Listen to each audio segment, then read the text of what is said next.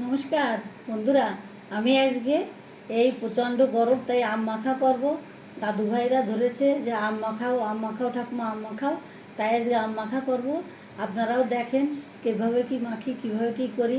প্রচণ্ড গরম, প্রচণ্ড রৌদ্রের তাপ, আম মাখাটা খুবই ভালো লাগবে। তাই আপনারা দেখেন কীভাবে কি করি। রেসিপিটা মনে হয় খুবই ভালো লাগবে।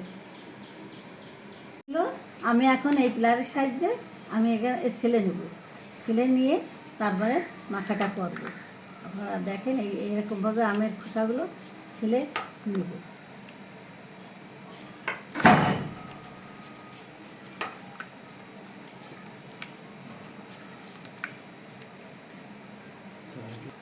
এরকমভাবে পিলারের সাহায্যে সম্পূর্ণ আমগুলো আমি ছেলে নেব। ছেলে আমি কুচি কুচি করে কুটে নেব।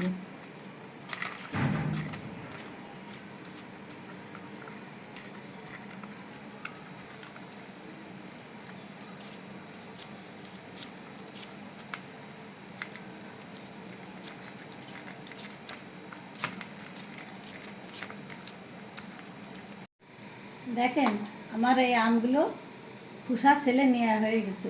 সব কটা আম ভালো করে ছেলে নিয়েছি। দেখেন সব কটা আম ভালো করে ছেলে নিয়েছি, একদম ভালো করে ছেলে নিয়েছি, কোনো খোসা নেই। সবুজ খোসা থাকলে ভালো লাগে না। এবার এই আমগুলো আমি এখন এই জলের ভিতর দিয়ে এক এক করে সব ধুয়ে নেব।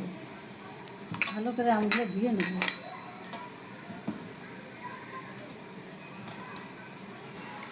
এই যে আমগুলো আমি সব ভালো করে ধুয়ে নিচ্ছি, আগেও ধুয়ে নিয়েছি, আবারও এই ছালার পরে আবার ধুয়ে নিচ্ছি।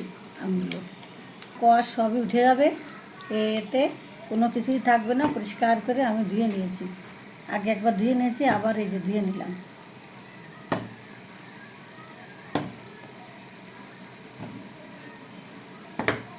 আমি এই আমটা আমি আবার আর একবার করে ধুয়ে নেব।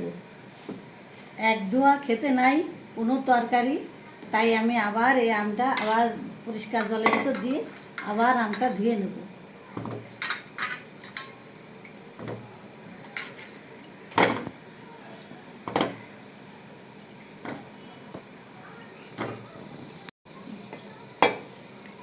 এইবার আমি এই আমটা কুড়িয়ে নেব, কুড়িয়ে নিয়ে তারপরে আমি মাখবো। এই আমটা এখন আমি কুড়িয়ে নেব, এই আমটা এখন আমি কুড়িয়ে নেব। কুড়িয়ে নিয়ে আমি যখন মাখবো আবার আপনাদের দেখাবো। এই যে এইভাবে আমি আমটা কুড়িয়ে নেব।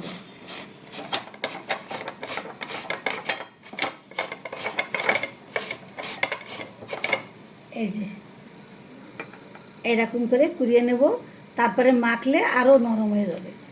একেবারে ঘেটে গেলেও ভালো লাগে না, একেবারে বড় থাকলেও ভালো লাগে না। এরকমভাবে কুড়িয়ে নেব আমটা। সব আমগুলো আমি কুড়িয়ে নেব এইভাবে। এইভাবে খেতে ভালো লাগে, দাঁতেও বেশি একটা লাগে না। সব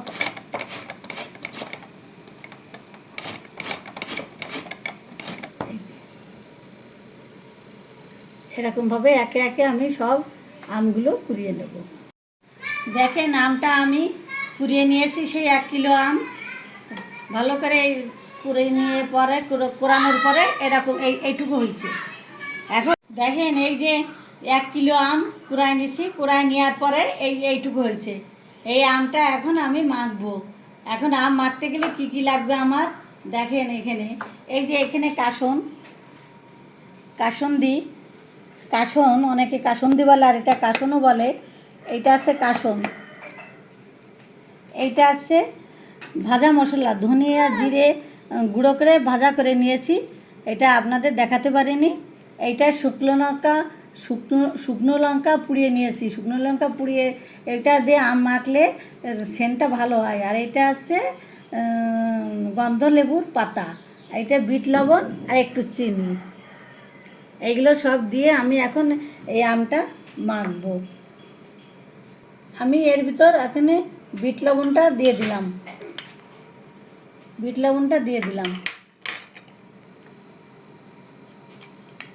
ভাজা মশলা দিয়ে দিলাম, ধনিয়া জিরা গুঁড়ো করে নিয়েছি, একটা ভাজা মশলা, এটা দিলে ভালো একটা সেন্ট হয়।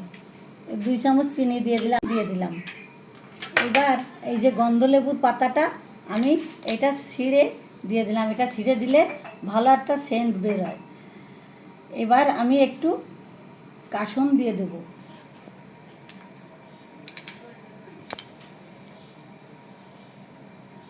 এই কাসুনটা দিয়ে দেবো এর ভিতর। এইবার আমি এই শুকনো লঙ্কা এইটা দিয়ে দেবো। শুকনো লঙ্কা দিয়ে মাখলে এর একটা সেন্ট আলাদা হয়। আগে লঙ্কাটা একটু ভেঙে গুঁড়ো করে নিলাম,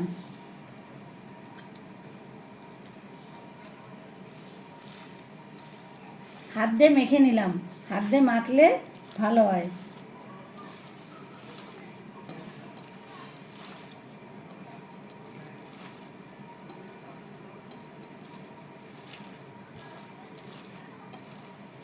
এই গরমের দিনে এই আম মাখা খেলে গরম কাটে।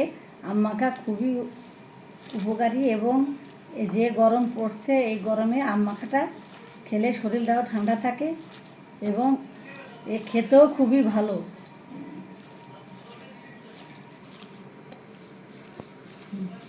এই যে মাখা হয়ে গেছে, এখন লবণ কাসুন্দি যদি লাগে তাহলে একটু দিয়ে নিতে হবে। কেউ যদি একটু মিষ্টি বেশি খেতে চায় তাহলে একটু মিষ্টি দিয়ে নেবে, কেউ না খেলে না দেবে। ঝাল যদি কেউ একটু বেশি খেতে চায় তাহলে একটু বেশি দেবে, নাহলে না দেবে। এইভাবে যার যার রুচি অনুযায়ী খাবে।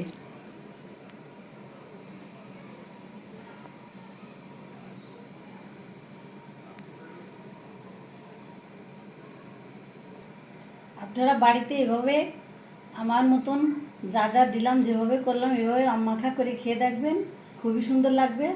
যদি এই রেসিপিটা ভালো লাগে, আম মাখাটা ভালো লাগে খেয়ে, তাহলে আমারে কমেন্টস করে জানাবেন, আমি খুবই আনন্দ পাব। পরবর্তী ভিডিও নিয়ে আবার আপনাদের সাথে দেখা হবে।